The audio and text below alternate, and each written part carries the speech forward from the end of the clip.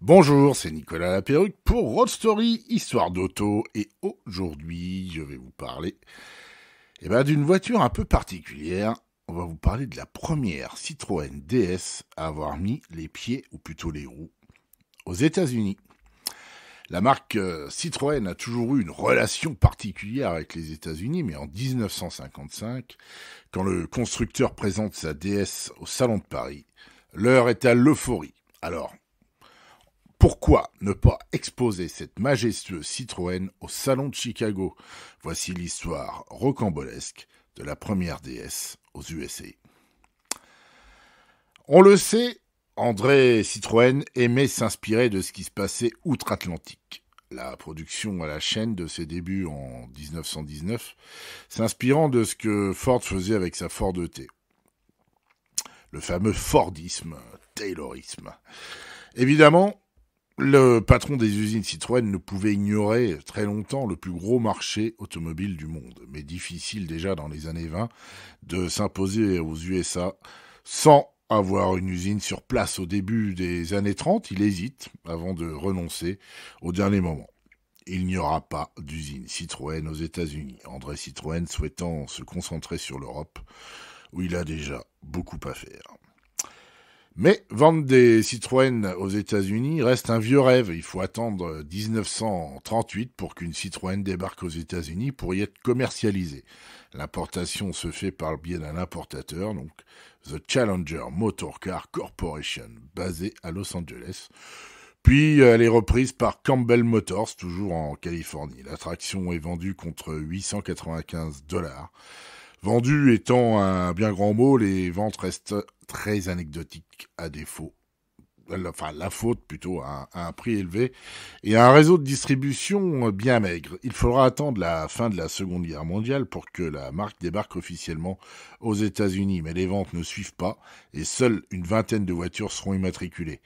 Mais en 1952, les dirigeants de Michelin, propriétaires de Citroën, fondent la Citroën Car Corporation, synonyme de changement de braquet dans les ambitions américaines de la marque. La présentation de la DS à Paris à 9 heures précises le 6 octobre 1955 est un événement difficilement imaginable aujourd'hui au lancement d'une voiture. Toute la France vient admirer la nouvelle voiture révolutionnaire, le stand de la marque est pris d'assaut et les commandes pleuvent. Les acheteurs agitent carnet de chèques et liasses de billets pour tenter d'attirer l'attention de vendeurs débordés. Devant ce succès sans précédent, les autorités de la marque se mettent à rêver. Il faut profiter de cet élan pour imposer la DS aux États-Unis. Pour créer le buzz outre-Atlantique, on va exposer une DS au salon de Chicago qui se tient au début de l'année 1956. Mais la décision tombe tard et il faut faire vite. Charles Buchet, alors responsable de la Citroën Cars Corporation, fait le forcing pour en faire envoyer une voiture par bateau aux États-Unis. C'est à Claude Brault, un des techniciens du bureau d'études, qui est confié la mission de convoyer cette DS à destination. Un voyage qui promet d'être long et périlleux. 27 décembre 1955, Claude Brault prend possession de la voiture à l'usine de Javel et file direction Le Havre, où il embarque à bord du Rindam, un cargo hollandais. Après une escale à Halifax, il arrive le 4 janvier, dans l'après-midi à New York. Mais l'heure n'est pas au soulagement. En effet, à l'arrivée, il fait moins 16 degrés et la route de Chicago est balayée par des tempêtes de neige. À Paris, ces premières nouvelles du sol américain ne rassurent personne.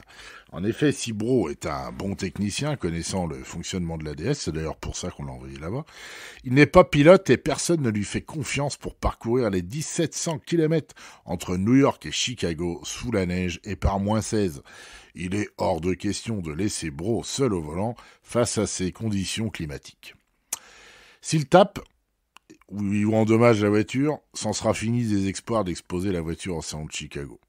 Charles Buchet, alors patron de Citroën USA, va appeler un ami Luigi Cinetti. Celui-ci est alors importateur Ferrari aux États-Unis et accessoirement triple vainqueur des 24 heures du Mans.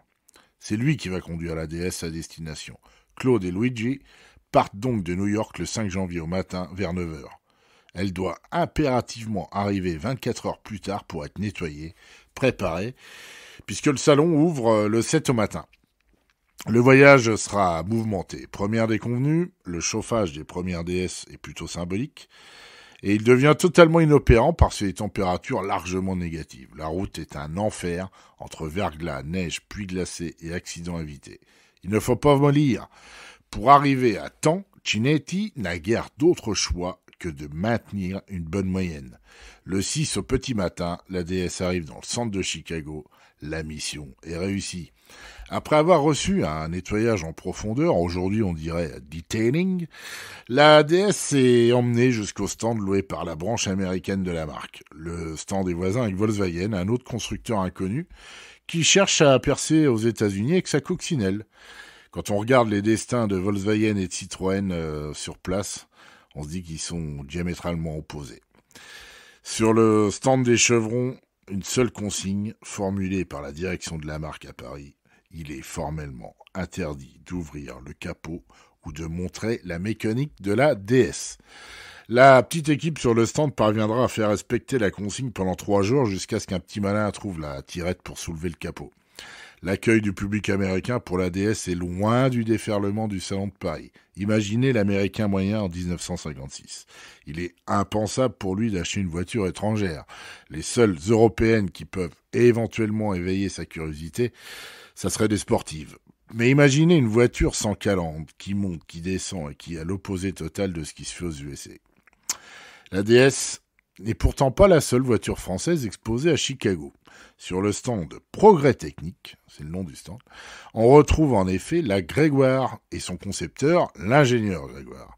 Membre de toutes les associations du monde, et plus particulièrement de la prestigieuse Science Automotive Engineers Society, il a une offre à faire à Charles Buchet.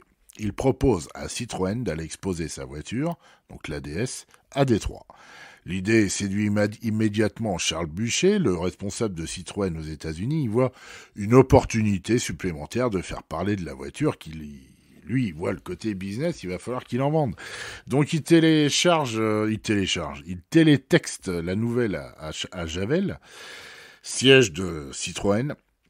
Et la réponse ne se fait pas attendre. Elle est explicite. Il est écrit 2 mots. Pas question. Avec un grand point d'exclamation. Citroën ne veut pas entendre parler de Détroit. Vexé, Charles Buchet envoie donc un nouveau téléx. Mais c'est embêtant car j'ai déjà passé tous les accords et la voiture doit partir demain. Mais en fait, ce n'est pas à Détroit que ça se passe, mais à Flint, dans le Michigan. Buchet a compris que c'est le mot Détroit qui a fait peur à la direction de Citroën à Paris. Patrie de tous les constructeurs américains, et en particulier de Ford, Détroit fait peur aux dirigeants de la marque. Ils ont peur que la voiture soit auscultée, copiée par les ingénieurs de Ford. En expliquant que l'expo se situe à Flint et non à Détroit, Buchet parie que personne au siège ne sait où se trouve Flint. Et visiblement, il a raison, c'est vraiment le cas. Puisque la réponse de Citroën arrive, dans ce cas, pas de problème, c'est d'accord. Ce que la direction de Citroën ignore, c'est que Flint touche Détroit et que c'est dans le musée automobile de Ford que la DS sera exposée. Malgré tous ces efforts, la DS ne connaîtra jamais le succès outre-Atlantique, pas plus que la marque. On ignore si Ford a cherché à copier Citroën, mais s'ils l'ont fait, ils ont visiblement renoncé. Vous pouvez retrouver les photos et l'article écrit sur road-story.com avec, il y a aussi une ou 2 vidéos du salon de Paris notamment, de l'époque. Et je voulais préciser quand même la source de cet article. Il y a 2 sources principales, puisqu'en fait c'est important de citer les sources quand elles sont bonnes. Premièrement, c'est la revue, le magazine Citroën Revue numéro 15, qui parle de... Alors ça se trouve un peu encore sur Internet, je pense, d'occasion. C'est un magazine qui, je crois, n'existe plus. Mais voilà, il y a tout un dossier là-dedans sur Citroën aux États-Unis, c'est absolument passionnant. Et pour ceux que le sujet intéresse, qui veulent creuser, il y a un site qui est incontournable, c'est l'excellent site Nuancier DS. Et alors là, il y a vraiment toute l'histoire de Citroën aux États-Unis, les revendeurs, les différentes versions. C'est un truc hyper fouillé et vraiment passionnant. Donc c'est un site un peu à l'ancienne, hein. La présentation date un peu, mais alors le contenu est absolument merveilleux. Et donc voilà, vous pouvez creuser le sujet pour ceux que ça intéresse sur le site Nuancier DS. Je vous invite à retrouver ces articles et les photos sur le site road-story.com. Merci de nous écouter.